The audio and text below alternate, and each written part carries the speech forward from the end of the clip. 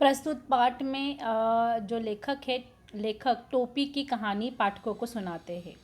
इसलिए लेखक कहता है कि इफ़्फ़न की कहानी पूरी नहीं सुनाएगा, बल्कि केवल उतनी ही सुनाएगा जितनी टोपी की कहानी के लिए उसे ज़रूरी लग रही है। इफ़्फ़न टोपी की कहानी एक ऐसा हिस्सा है जिसके बिना शायद टोपी की कहानी अधूरी है। ये दोनों लेखक की कहानी के दो चरित्र हैं। एक का नाम है बलभद्र नारायण शुक्ला और दूसरे का नाम है सैयद जरगाम मुर्तुजा। एक को सभी प्यार से टोपी कहकर पुकारते हैं और दूसरे को इफ़्फ़न। इफ़्फ़न की दादी पूरब की रहने वाली थी। 9 या 10 साल की थी जब उनकी शादी हुई थी और लखनऊ आ गई। परंतु जब तक जिंदगी रही वह पूरब की ही भाषा बोलती रही। लखनऊ की उर्दू को उनके लिए ससुराल की भाषा थी। उन्होंने तो मायके की भाषा को ही गले लगाया रखा था, क्योंकि उनकी इस भाषा के सिवा उनके पास आसपास ऐसा कोई नहीं था जो उनके दिल की बात समझ पाए। जब उनके बेटी की शादी के दिन आए तो गाने बजाने के लिए उनका दिल तड़पने लगा। परंतु इस्लाम के आचार्य के घर गाना बजाना भला कैसे हो सकता था। बेचारी का दिल उदास हो गया। लेकिन इफ़्फ़न के जन्म के छठे दिन के स्नान पूजन उत्सव पर उन्होंने जी भर के उत्सव मनाया था। देखो यहाँ अभी एक इफ़्फ़न और टोपी, ये दोनों पात्र हैं और यही इस कहानी के पात्र हैं। और एक का नाम है बलभद्र नारायण शुक्ला और दूसरा का नाम है सैयद जगराम मुर्तुजा। इसमें एक को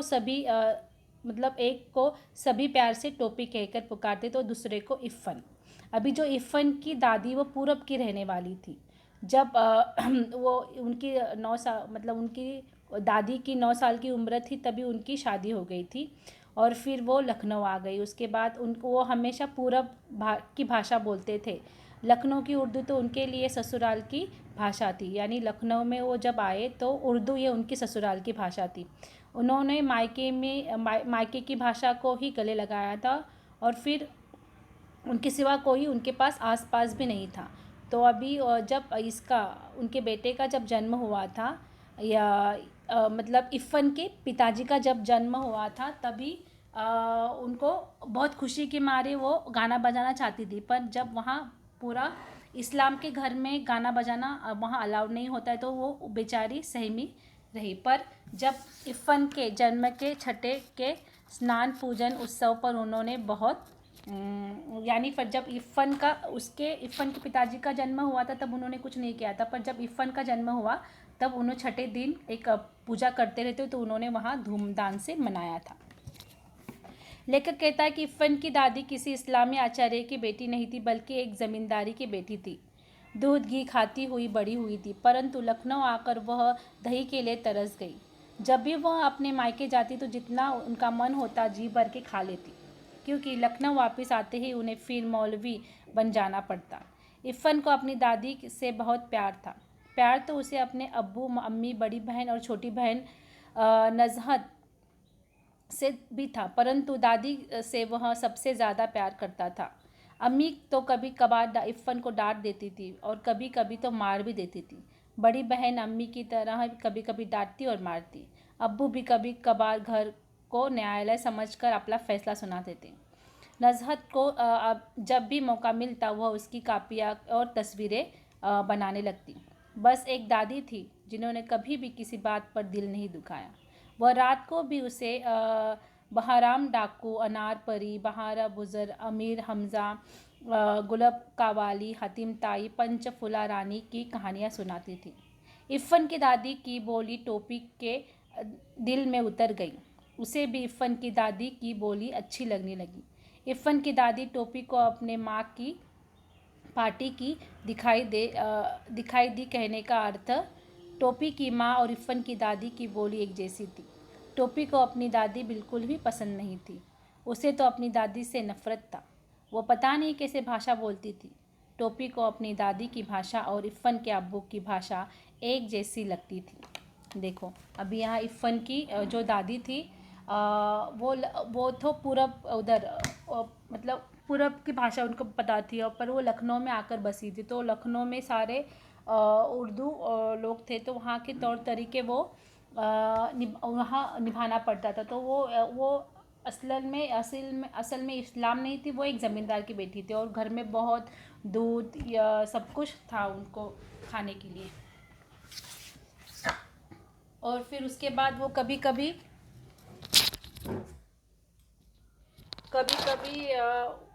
उसको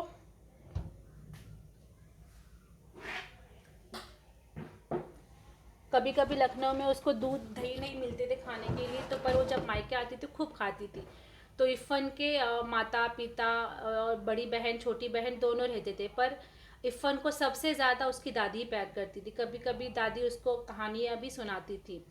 कहानियों के यहाँ नाम भी दिए, जैसे अमीर हमज़ा, हातिम ताई, पंचफूला, ऐसे अनेक तरह की कहानियाँ भी सुनाती थी। उसके बाद जो इफ़न का दोस्त था वो टोपी टोपी को भी इफ़न की दादी बहुत पसंद आने लगी थी, क्योंकि टोपी अपनी दादी से बहुत नफरत करता था। टोपी को अपने दादी की भाषा और इफ़न के अब्बू की भाषा एक जैसी ही लगती थी।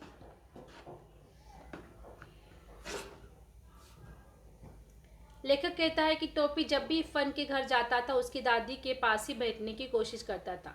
टोपी को इफ़न की दादी का हर एक शब्द शक्कर की तरह मीठा लगता था। पके आम के रस को सुखाकर बनाई गई मोटी परत की तरह मज़ेदार लगता, तिल के बने व्यंजनों की तरह अच्छा लगता। लेखक कहता है कि इफ़न की दादी टोपी से हमेशा एक ही सवाल पूछकर बात आगे बढ़ाती थी कि उसकी अम्मा क्या कर रही है। पहले पहले तो टोपी ने को समझ में नहीं आया कि ये अम्मा क्या होता है, परंतु बाद में उसे समझ में आ गया है कि माता जी को अम्मा कहते हैं। जब टोपी ने अम्मा का शब्द सुना तो यह शब्द बहुत अच्छा लगा। जिस तरह गुड़ की डाली को मुंह में रखकर उसके स्वाद का आनंद लिया जाता है, उसी तरह उस शब्द को भी बार बार बोलता रहा, अम्मा, अब्बू, बाजी। उसे ये शब्द बहुत पसंद आए। एक दिन टोपी को बैंगन का भरता ज़रा ज़्यादा अच्छा लगा। राम दुलारी यानी टोपी की माँ खाना परोस रही थी। टोपी ने कह दिया कि अम्मी, ज़रा बैंगन का भरता। अम्मी यह शब्द सुनते ही मेज़ पर बैठे सभी लोग चौंक गए। उसके हाथ खाना खाते खाते रुक गए। वे सभी लोग टोपी के चेहरे की ओर देखने लगे। टोपी की दादी सुभद्रा देवी तो उसे वक्त खाने की मेज़ से उठ गई, और टोपी की माँ राम दुलारी ने टोपी को फिर बहुत मारा। देखो, अभी टोपी को इफ़न की दादी बहुत पसंद आने लगी, तो वो बार बार उसके घर पे आने लगा, और फिर मतलब वहाँ आने से क्या हो गया, उनकी वो भाषा भी सीखने लगा। एक दिन ऐसे ही टोपी अपने घर बैठा था, और फिर उसने अपनी माँ को अम्मी कहा।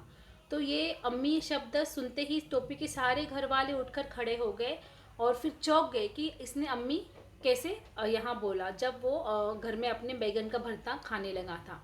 और फिर उसकी दादी भी वहाँ उसकी दादी, जो उसका नाम है सुभद्रा देवी, वो तो उठकर खड़ी हो गई।